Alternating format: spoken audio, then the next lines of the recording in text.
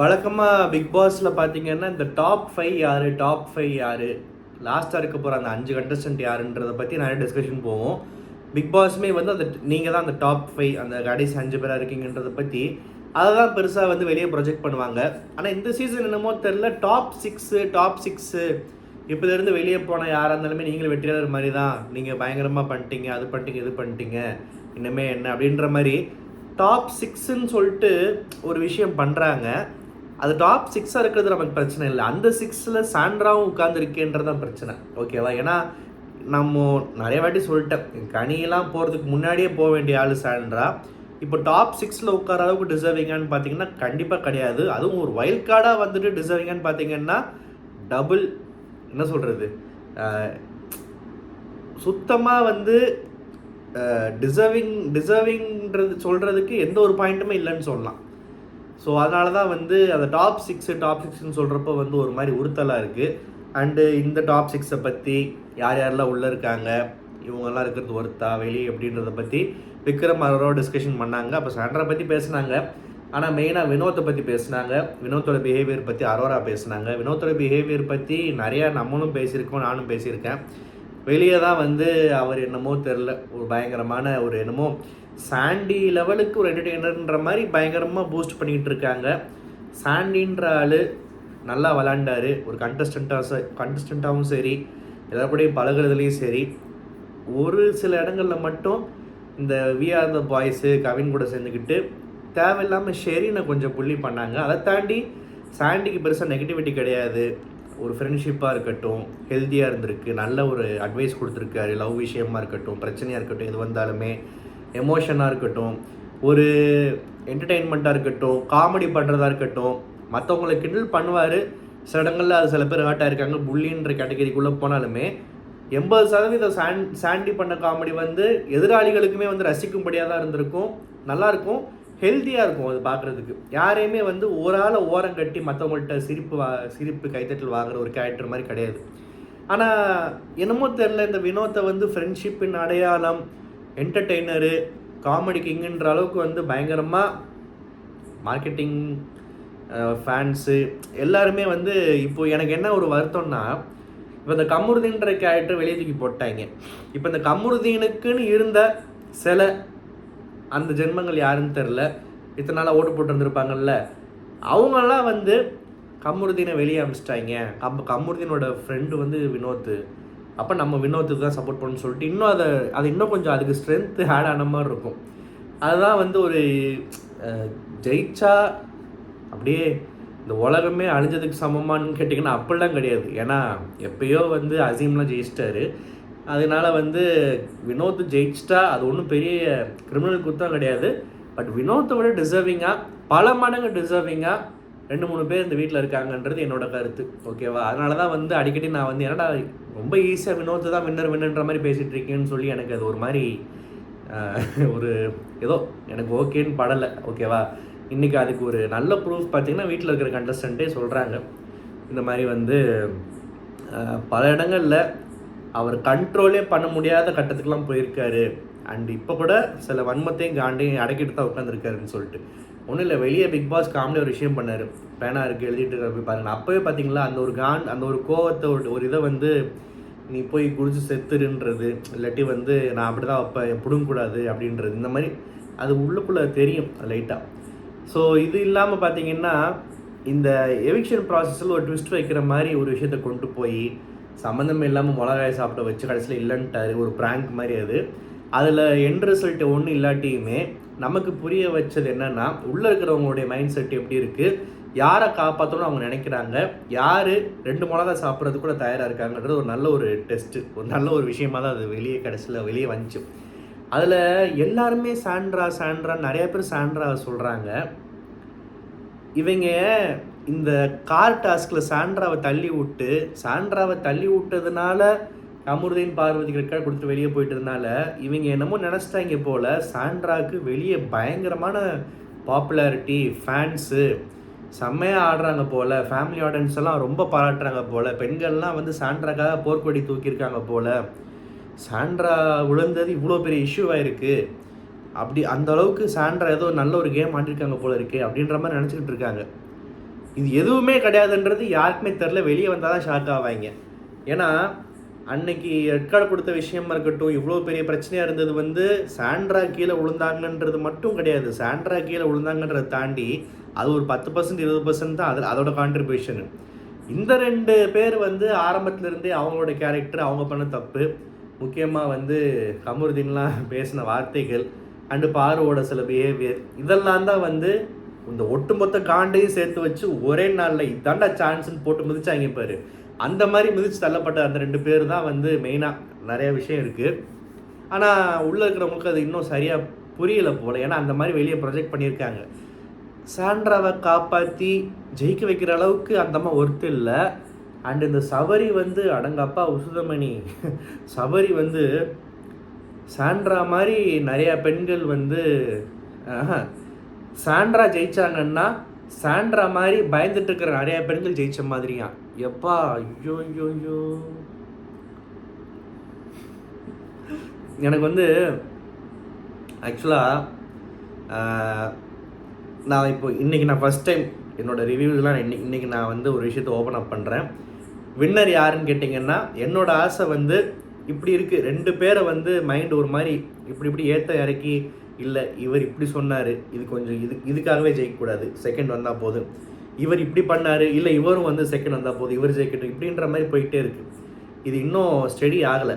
ஆனால் இந்த 2 யாருக்காகன்னு பார்த்தீங்கன்னா, இப்போ நேற்றுலேருந்து நான் சொல்கிறேன், இது திரும்ப மாறாது, எனக்கு தெரிஞ்சு மாறாது, ஓகேவா? சபரி அல்லது விக்ரம், இந்த 2 பேரில் யாராவது ஒருத்தர் தான் பிக் பாஸ் டைட்டில் வின்னர் ஆகணுன்றது என்னோட தனிப்பட்ட சொந்த, என்னோட பார்வையில் நான் பார்த்த வரைக்கும், நான் ஜட்ஜ் பண்ண வரைக்கும் இதுதான் சரின்னு எனக்கு தோணுது. சபரி இல்லாட்டி விக்ரம். இப்போ உடனே சபரி இப்படி பண்ணான்னு தெரியுமா, அப்படி பண்ணான்னு தெரியுமா, நடிச்சான்னு தெரியுமான்னு நிறையா விமர்சனம் வரலாம். விக்ரம் எப்படிப்பட்டவன் தெரியுமா, எப்படி பேசினான்னு தெரியுமா, திவ்யா கூட சண்டை போட்டான்னு தெரியுமான்னு என்ன விமர்சனம் வரலாம். நான் என்ன சொல்கிறேன், எப்படிப்பட்ட வின்னர்ஸ் எல்லாமும் கூட பார்த்துட்டோம். எந்த வின்னருமே வந்து ஏன் இந்த பிக் பாஸ் வந்து ரொம்ப ஆர்கானிக்காக ஒரிஜினலாக இருந்த முதல் சீசன் வின்னர் ஆறவே வந்து நிறையா நெகட்டிவ் விஷயங்கள் உள்ளவர் தான், ஓகேவா? அதனால் வந்து நெகட்டிவிட்டியே இல்லாத ஒரு பரிசுத்தமான பியோர் ஹார்ட்டட் ஒரு எந்த ஒரு ஹேட்ரடும் இல்லாமல் ஆரிக்கே ஹேட்ரஸ் இருக்காங்க, பாலாஜி முருகதாஸை பிடிச்சவங்க இருக்காங்க. அதனால் வந்து ஒரு பர்ஃபெக்டான வின்னர்லாம் ரொம்ப கஷ்டம். இந்த கூட்டத்தில் எனக்கு இந்த ஸ்டேஜில் இப்போ வச்சு பார்க்குறப்போ 2 பேர் நிறுத்தி பார்க்கணுன்னா, ஒரு 2 வாரமாக நிறைய பேர் மைண்டில் ஓடிக்கிட்டே இருந்துச்சு. இவங்க திவ்யா கூட மேலே வந்துச்சு, பட் திவ்யாவில் இப்போ எங்கேயோ வேணாம்மா தாயன்ற மாதிரி எனக்கு ஆயிடுச்சு. அது வந்து அதை பற்றி நான் நிறைய சொல்லிட்டேன். ஏன்றது இந்த ரீசெண்டாக வெளியே அமைச்ச விஷயங்களில் நடந்துக்கிட்ட விஷயம், அது பேசினதெல்லாம் தாண்டி, ஃபயர் விட்டதெல்லாம் தாண்டி, இந்த கம்முக்கு ஒரு சென்ட் ஆஃப் கொடுத்துச்சுல, அப்பயே போமான்ட்டேன். அண்டு இருந்தாலுமே ஒரு வைல்ட் கார்டுன்ற அட்வான்டேஜ் இருக்கும்ல. ஸோ அப்படிலாம் பார்க்குறப்போ எனக்கு இந்த 2 பேர் தான் இப்போ தர்றாங்க, இவங்க தான் ஜெயிக்கணும்னு சொல்லிட்டு. அரோரா ஏன் இல்லைன்னு கேட்டிங்கன்னா, அரோரா வந்து அஃப்கோர்ஸ் முதல் 50 நாள் வரைக்கும் நிறையா பேருக்கு தெரியும், 50 நாள் வரைக்கும் ஒன்றுமே பண்ணலை. அண்ணா இன்னொரு விஷயம் சொல்லவா, இந்த பார்வதி கமருதீன் உள்ள ஒரு விஷயம் பண்ணாங்க நம்ம எல்லாருமே சொல்கிறோம்ல, அதுங்க பண்ணிச்சுங்க, மாட்டுச்சுங்க, நாரிச்சுங்க, போயிடுச்சுங்க, அது ஒரு விஷயம் இருக்கட்டும். ஆனால் இந்த அரோராவுமே வந்து ஏதோ ஒரு இடத்துல வந்து துஷார் கூட இருந்த விஷயங்கள், துஷாரை ஒரு மாதிரி டீல் பண்ண விஷயங்கள்லாம் வந்து வெளியே அப்போ தப்பாக தான் பேசப்பட்டுச்சு. பட் நம்ம அதை கடந்து வந்துட்டோம். ஏன்னா அது எப்போயும் நடந்துச்சு, அந்த பொண்ணு அதை ரிப்பீட் பண்ணலை. அதுக்கப்புறம் ஒரு கேம் ஆட ஆரம்பிச்சது, ஓப்பன் அப் பண்ண ஆரம்பிச்சது, சூப்பராக ஆடிச்சு, இப்போ ஃபைனல்ஸ் வரைக்கும் வந்துருச்சு. ஸோ அரோரா டாப் 5 டிசர்விங் தான், அதில் எந்த ஒரு சந்தேகமும் எனக்கு இல்லை. ஆனால் ரன்னர் அப் வின்னர் அளவுக்கு என்னால் வச்சு பார்க்க முடியல. ஸோ அதனால தான் இந்த 2 பேர் நான் சொல்கிறேன். ஸோ இப்படி இருக்கிறப்போ வந்து இவங்க வந்து ஆளாளுக்கு வந்து என்ன நினப்பில் வந்து சாண்ட்ராவை வந்து ஒரு அந்த இடத்துல வச்சு நினைக்கிறாங்கன்னு தெரில. சாண்ட்ராக்கு அடுத்து அதிகமாக எல்லாருமே வந்து சேவ் பண்ண நினச்சது யாருன்னு பார்த்தீங்கன்னா சபரி. அது வந்து எல்லாருமே ரொம்ப மனசார சொன்னாங்க. குறிப்பாக விக்ரம் வந்து சபரி பற்றி சொன்ன ஒரு விஷயங்கள் வந்து ரொம்ப உணர்வுபூர்வமாக, ரொம்ப உண்மையாக, யதார்த்தமாக இருந்துச்சு.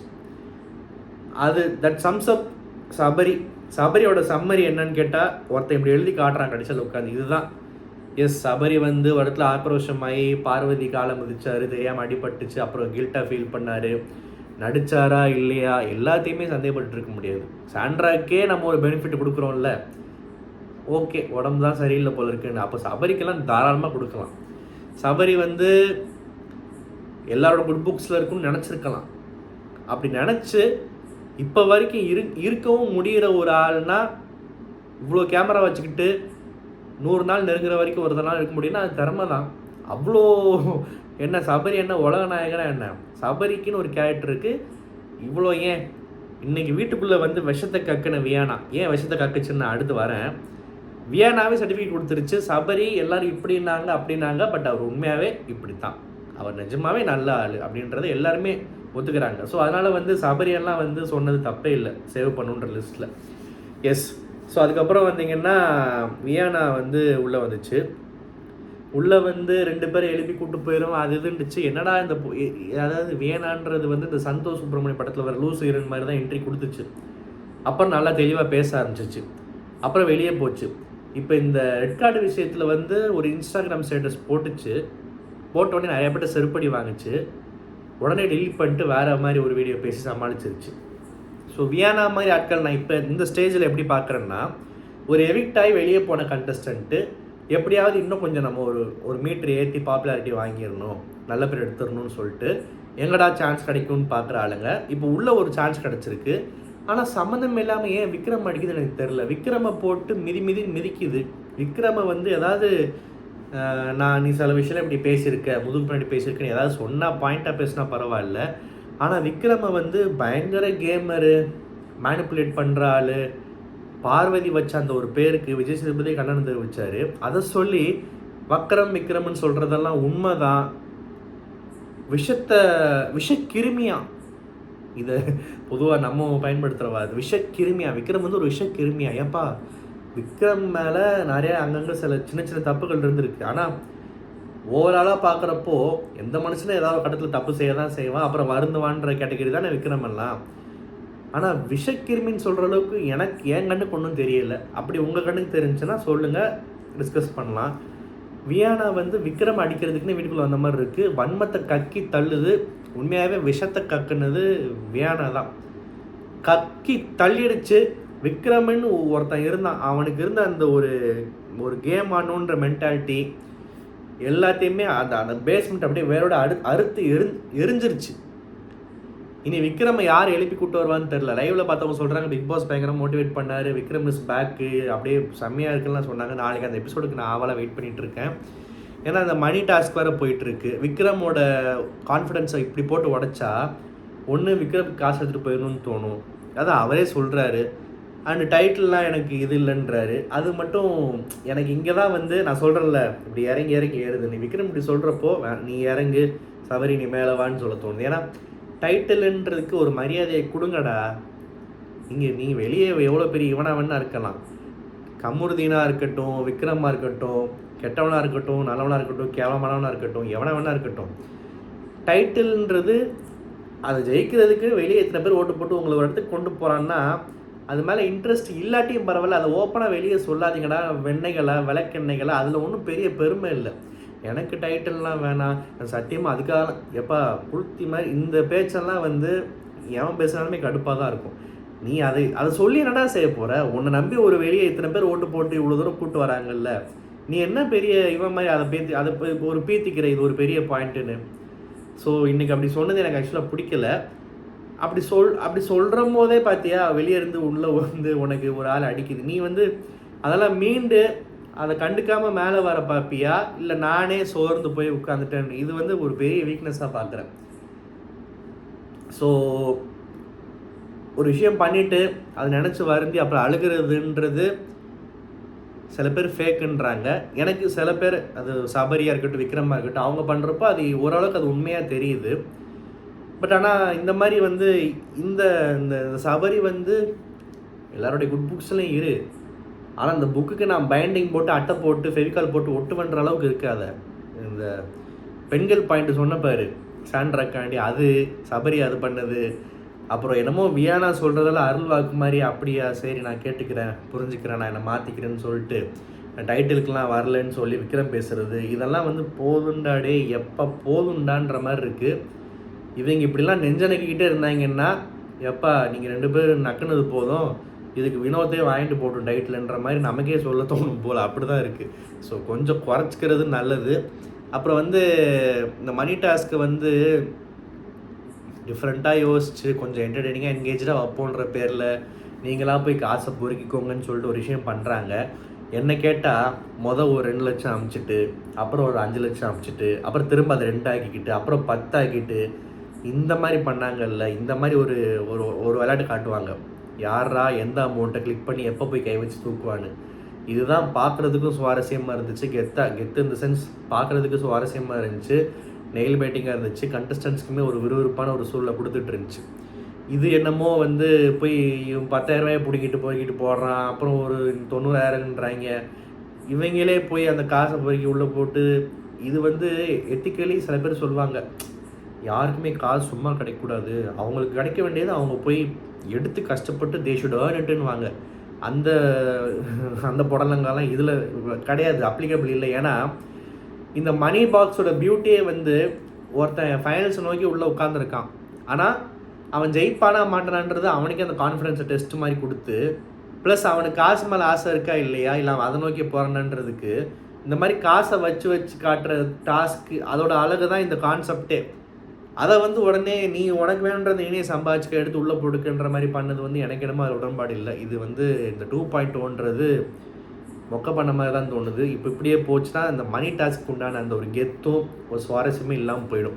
யார் எடுப்பா, எவ்வளோ பெரிய அமௌண்ட் வருதுன்ற அந்த ஒரு இதே இல்லாமல் இருக்குது இப்போதைக்கு. பொறுத்து இருந்து பார்க்கலாம் நாளைக்கு எப்படி நடக்குது, என்ன நடக்க போகுது அப்படின்றது. இந்த ரிவ்யூ உங்களுக்கு பிடிச்சிருந்தா மறக்காம சேனல் சப்ஸ்கிரைப் பண்ணுங்கள். நன்றி, வணக்கம்.